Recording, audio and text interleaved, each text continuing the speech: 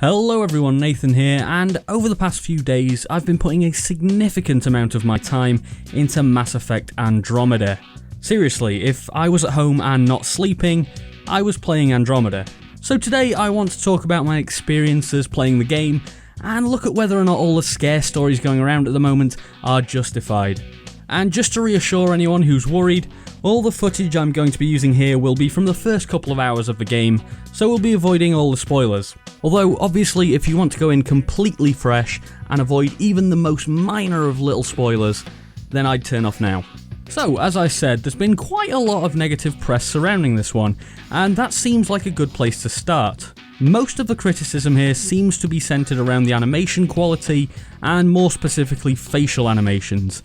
And these complaints are, unfortunately, entirely justified.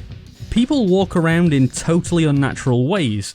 There's quite a few odd glitches littering the game, and most of the faces look like they've had an industrial amount of Botox injected into them. This sort of thing is more noticeable on some characters than it is on others. For example, there's a director on the Nexus called Addison, whose facial animations and even just the quality of her face, even when it's motionless, wouldn't have looked out of place in a fairly early PS3 era game. And no, I'm not running at lower settings here, this is absolutely maxed out on PC, so this is pretty much as good as it gets. Honestly, it's just dreadful, and I'd expect far better from a 2017 AAA release. It should be said that the animations in combat are not nearly as bad, and actually look pretty damn smooth, and some of the environments in the game are gorgeous. But as far as I'm concerned, Mass Effect is a story-driven game, and that requires immersion. These very poor animations throw you completely out of that immersion. So if poor animations are going to be something that really bothers you, then yeah, I fully agree with all the negative press surrounding Andromeda, and you should probably avoid buying it. Of course though, the animations are not all this game has to offer, and we should probably talk about the other aspects to see if Andromeda can be redeemed. So let's take a look at combat. Now, Mass Effect Andromeda goes down the third-person cover-based shooter style of combat, and actually does it quite well, even if it does have that standard air of peeking out of cover, taking a few shots and ducking back down, like previous Mass Effect games did, or even something like The Division. Also like The Division actually, enemies are quite bullet spongy, but here it's quite a lot easier to accept, given that these are aliens with advanced technology and completely different biological makeups, which could genuinely soak up quite a bit of damage. The guns feel good and can be buffed up pretty substantially through the skill tree, which has choices to make that allow you to cater to your own style of play. Personally, I found the assault rifle to be my favourite, and have maxed out the skills for it. So now I do extra crit damage, which is generally headshots, but some enemies have different crit areas that you can hit, and I have a much greater ammo capacity, meaning less reloading. It's that typical RPG system of progression, a lot of which comes through basic stat increases.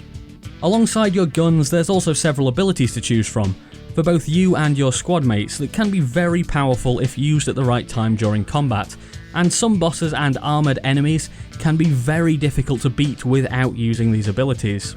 I've been using the grenade and barrage shots, both of which are just focused on killing as many enemies as possible, as quickly as possible. But you can use abilities that stun or knock enemies back if that's more your thing. Now, I mentioned that this game has a cover system, but it's not quite the same as most other third-person shooters on the market. Instead of having a button that snaps your character to the nearest piece of cover, Andromeda uses a smart cover system, where if you're holding your gun but not aiming it, your character will contextually duck behind cover when they get near enough to it. For the most part, this works well, and it's fairly fluid moving into and out of cover.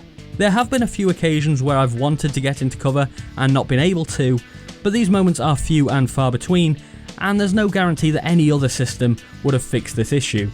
There's also now a jump pack which will allow you to reach higher places and also hover in the air while shooting, but if I'm honest, I wouldn't recommend it because while you're hovering, you're extremely vulnerable, and you can die very quickly in this game if you're not careful. Overall then, I think combat is fairly enjoyable. For me, it's a means to an end in Andromeda rather than the main focus. It's just a way to advance the story, but at least combat in this game feels like a fun way to do that.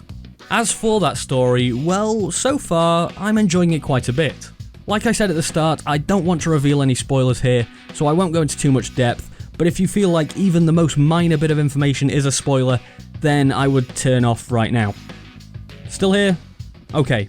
Basically, the story revolves around trying to find worlds that can be inhabited by the human, Turian, Solarian, and Asari travelers that have come to Andromeda from the Milky Way, and as you might have guessed, that's no easy task, and is only made harder by a hostile alien species.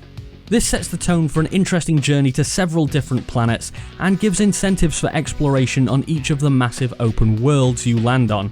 While the game is not truly open world, it does take quite a few aspects of open world games, and that does detract from the urgency of the story, as your character keeps saying things like, "We need to do this now," or "We need to get there before the enemy do."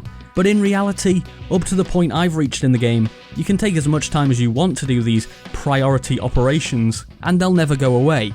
Honestly, I've been through entire 3 to 4 hour play sessions without doing anything even vaguely important to the story, or even that would particularly help out the mission. For me, I'm okay with that. Being allowed to do the open world side missions and busy work at my own pace means that I can enjoy everything this game has to offer, but it does seem a bit at odds with some of the dire situations you find yourself in. Some of the writing is also a little bit cheesy, and has a number of contradictions where you often wonder, why wouldn't they just do this to solve that problem? And in some cases they've even used that solution before, so there's no reason they couldn't do it again, right? Alongside that, the characters are considerably less memorable than those in previous Mass Effect games, and sure, there are some likeable ones, and some that I'm considering for my space romance, but I often find myself avoiding conversations with them unless I absolutely have to. As with any BioWare game, there are also several choices to be made, and these vary from the type where there's no right answer, such as sacrificing one person to save someone else, to the fairly obvious type where you know which one you should really go for. On the whole, if you can immerse yourself into the character of Ryder, these choices seem fairly natural in the way that they arise, and make for a decent leadership element to the game, which is something Mass Effect has always strived for. So those are the major components of the game.